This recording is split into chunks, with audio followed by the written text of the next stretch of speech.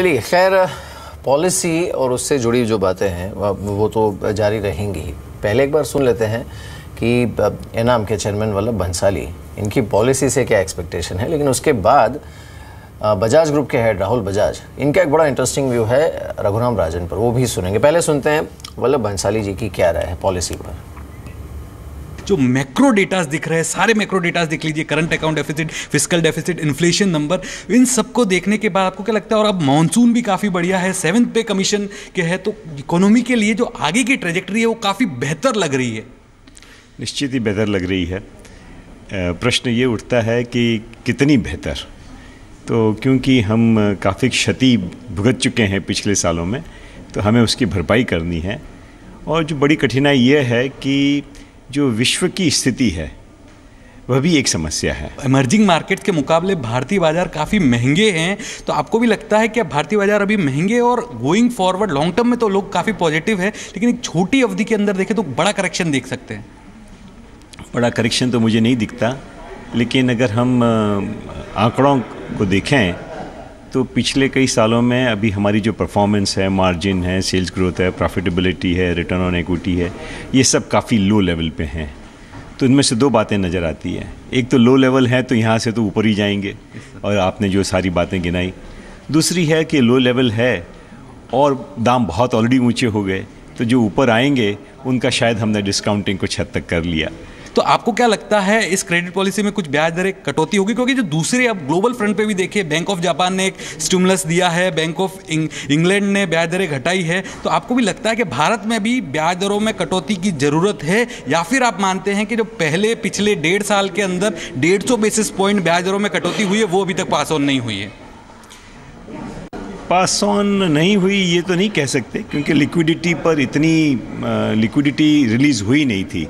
Liquidity पिछले कुछ महीनों में ही रिलीज़ हुई है, और उसका असर देखने को मिला है। कम से कम बॉन्ड यील्ड्स में काफ़ी कमी हुई है। ये तो बॉन्ड यील्ड्स 150 पॉइंट घटने के बाद भी बॉन्ड यील्ड्स में गिरावट नहीं आई थी, तो कुछ गड़बड़ थी।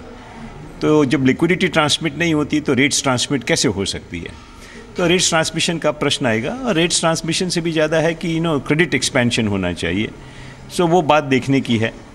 और जहाँ तक अब ये सरकार ने भी कंज्यूमर प्राइस इंडेक्स की एक रेंज को कबूल कर लिया है, तो 50-50 चांस है कि रेट कट कुछ हो, पर मैं उसे 50-50 समझता हूँ।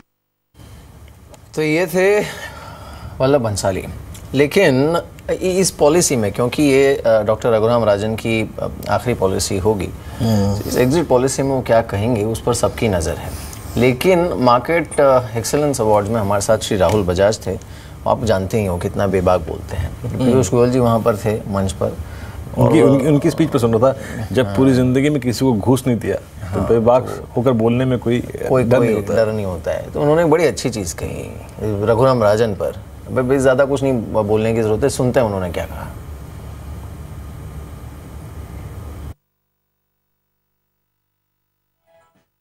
रघुराम राजन मेरे हिसाब से 3 साल और कम से कम 2 साल और रहना चाहिए था। He was ready. He said so openly, more or less. जाने भी देना है तो प्रॉपर कंडीशंस क्रिएट जाने के लिए, नॉट रॉन्ग कंडीशंस। ऐसे बहुत केसेस हो गए हैं, so that doesn't create a good image. And I'm, as I say, it is a well-wisher of this government, because पिछले 2 साल में जो किया है, पिछले यूपीए के 2 में तो हुआ ही नहीं। Forget the scams of this and that. But a lot has to be done. तो काफ़ी होना बाकी है, और बेबाक राय उन्होंने रखी कि कम से कम 3 साल का समय मिलना चाहिए। तो साथ ही ये भी कि जिस तरह से उनको एग्जिट दिया गया है उससे भी वो बहुत ज़्यादा सहमत नहीं है। पर हाँ, चलिए, अब जो होना होता है होना होता है। कुछ और स्टॉक्स ऐसे हैं जो कि आपके रडार पर इस समय होंगे Sharma ji, specially from result perspective, जिस तरह के नतीजे रहे हैं। अब जैसे आज ही देखिए, अब छोटे छोटे पॉकेट्स में, अब रिन्यूएबल एनर्जी स्पेस में हमने देखा ऊर्जा एनर्जी पर काफ़ी अच्छा मूव है, लेकिन दूसरी तरफ आप शुगर को देखिए तो वहाँ पर थोड़ा थोड़ा हायर लेवल्स पे प्रॉफिट टेकिंग हो रही है। तो क्या इसे एक अर्ली साइंस माना जाए, मार्केट अपने आप थोड़ा रेक्टिफाई कर रहा है वैल्यूएशंस को इन स्पेस में? मैं आपको एक स्टॉक तो जरूर बताऊंगा। और पहले ये समझें कि ये जो दोनों जो सेक्टर हैं, शुगर और फिर सोलर एनर्जी की बड़ी दिक्कत ये है कि आने वाली जो कंपनियां हैं उनको नई टेक्नोलॉजी उपलब्ध होगी और वो लोअर कॉस्ट पे लेके आएंगी। तो ये एक सस्टेनेबल मूव नहीं होगा इस सेक्टर का। हालांकि कंज्यूमर और एज ए कंट्री हम इसका फेवरेबल इम्पैक्ट हम लोग देखेंगे। दूसरी, शुगर के लिए प्रॉफिट टेकिंग है, साइकिल ख़त्म नहीं हुई है, तो इस समय अभी नीचे आएगा तो आप इसको वापस इन स्टॉक्स को देख सकते हैं।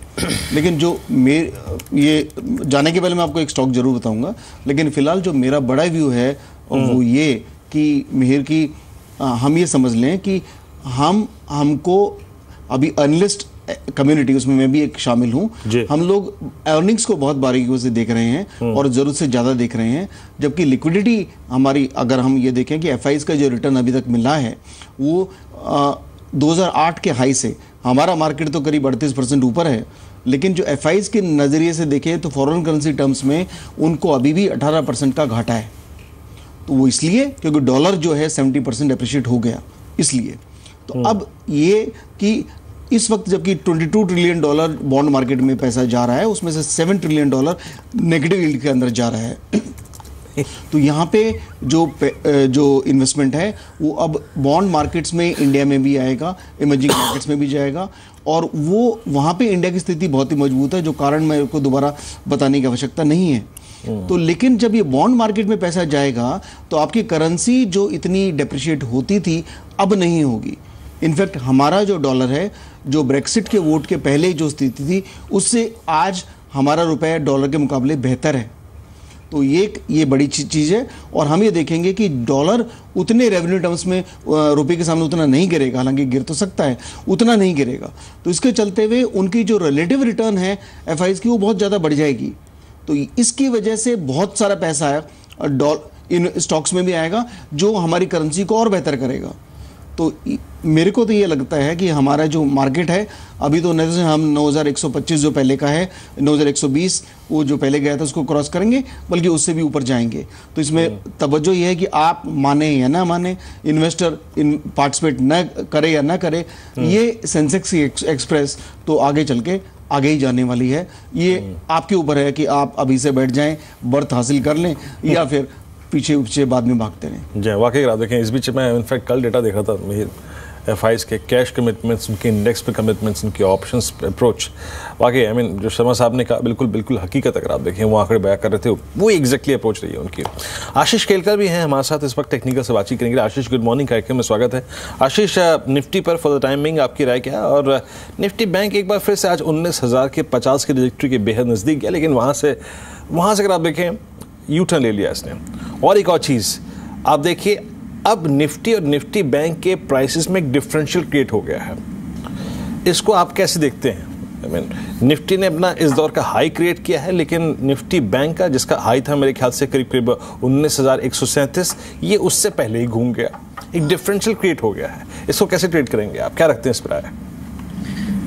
सबसे पहले निफ्टी के ऊपर बात करते हैं। निफ्टी का चार्ट अगर हम देखते हैं तो निफ्टी पे बहुत अच्छा रेजिस्टेंस जो दिखाई दे रहा था डेली चार्ट के ऊपर, तो वो है 8720 का। और आज की ट्रेडिंग सेशन में हम ये देख रहे हैं कि निफ्टी 8720 को तोड़ने की कोशिश कर रहा है, लेकिन तोड़ नहीं पा रहा है। तो मैं मानता हूं कि निफ्टी अगर 8720 के ऊपर हमें कुछ देर ट्रेड करता हुआ नजर आएगा तो फिर एक बुलिश मोमेंटम इसमें चालू होता हुआ नजर आएगा और निफ्टी 8790 तक जाने की संभावना है।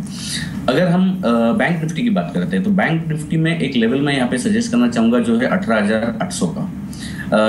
ये एक बहुत ही अच्छा अहम सपोर्ट बैंक निफ्टी के लिए माना जाएगा। और क्रूशियल लेवल अगर ऊपर की तरफ मैं देखता हूँ तो जैसा आपने कहा कि जो लेवल है 19,125, इन दोनों और 19,160, 19,125 और 19,160, इसके बीच में एक बहुत अच्छा रेजिस्टेंस जोन यहाँ पे दिखाई दे रहा है। तो मैं मानता हूँ कि जब तक ये लेवल्स ब्रीच नहीं होती है तब तक मार्केट इंडेक्स डायरेक्शनलेस मालूम होते हैं, पर्टिकुलरली बैंक निफ्टी। तो इन दोनों लेवल को वॉच करना चाहिए। और निफ्टी जैसा मैंने कहा 8720 के ऊपर अगर ट्रेड करता हुआ नजर आए तो 8790 के लक्ष्य को ये करता हुआ नजर आएगा। अब अगर हम इन दोनों को कंपेयर करते हैं तो मैं मानता हूं कि बैंक निफ्टी, बैंकिंग स्टॉक जिस तरह से परफॉर्म करेंगे उस तरह से ये जो रिप्रेजेंटेशन है वहां पे दिखाई देगा। लेकिन निफ्टी के जो 50 स्टॉक्स है, मैं मानता हूं कि जो मोमेंटम हमें यहाँ पे दिखने को मिलेगा वो निफ्टी को ऊपर लेके जाने की संभावना है। बिल्कुल। चलिए, तो शर्मा जी आपसे आखिरी सवाल होगा। इनफैक्ट जो लिक्विडिटी की हम बात कर रहे थे, टिपिकली इस मार्केट में वही होता है कि ऐसी लिक्विडिटी से आर्ग्यू करना बेकार होता है, वो सुनता तो है नहीं किसी की। तो फॉर द टाइम बिंग क्या है, माना जाए कि ये जो स्ट्रेंथ है that is here to stay? बिल्कुल, ये स्ट्रेंथ हियर टू स्टे ही है और इसमें कोई दो राय नहीं है। मैं कॉन्फिडेंटली बोल रहा हूँ और हमको ये समझना है। और वो जो आपसे मैंने प्रॉमिस किया था कि स्टॉक जरूर बता के जाऊंगा, तो वो स्टॉक है सर मुरुगप्पा ग्रुप का कार्बोरंडम यूनिवर्सल। ये एक ऐसी कंपनी है जो सिर्फ इंडस्ट्रियल्स के लिए अपने प्रोडक्ट बनाती है, एक आम कंज्यूमर का इनसे वास्ता नहीं पड़ता, तो उसके होराइजन में ये स्टॉक नहीं होगा। लेकिन हम देखते हैं कि जब कभी भी ये इंडस्ट्री, जब कैपेक्स पिकअप होता है तो ये इंडस्ट्री अच्छा करती है। ये कौन सी इंडस्ट्री है? इसके जो 3 प्रोडक्ट हैं वो एक तो है इनका इंडस्ट्रियल सेरेमिक्स, दूसरा है इनका एब्रेसिव्स और तीसरा है इनका जो इलेक्ट्रो मिनरल्स। तो ये तीनों चीज़ें अच्छी चलती हैं। और देखिए कि सन 2012 से 2016 तक जब हमारा कैपेक्स कम था तो इनका जो ग्रोथ रेट है वो 1.5% जैसा ही रहा 3 साल के अंदर, 4 साल के अंदर। लेकिन उसके पहले का पीरियड देखें 2008 से 2012, तो यहाँ पे ये कंपनी 25% के हिसाब से ग्रो हुई है। तो ये देखते हुए कि इसने अफ्रीका का और अपने बाकी बिजनेसेस का, साउथ अफ्रीका का प्लांट बंद करके जो लॉस मेकिंग था भारत ले आए हैं, चीन में ऑपरेशंस बंद कर दिए हैं और रशिया इनका प्रॉफिटेबल हो गया है। तो जो चीज़ें पहले लॉस करती थी वो प्रॉफिटेबल हो गई हैं और कैपेक्स पिकअप हो रहा है। तो ये कंपनी हमें ऐसा लगता है कि अगले 3 साल के अंदर ये अच्छा रिटर्न दे सकती है। तो इन्वेस्टर यहाँ पे करीब 25 से 30% रिटर्न CAGR अगले 3 साल के लिए देख सकता है। बिल्कुल बिल्कुल, इंटरेस्टिंग। चलिए शर्मा जी, बहुत बहुत शुक्रिया हमारे साथ इस बातचीत में शामिल होने के लिए। Thanks for joining us.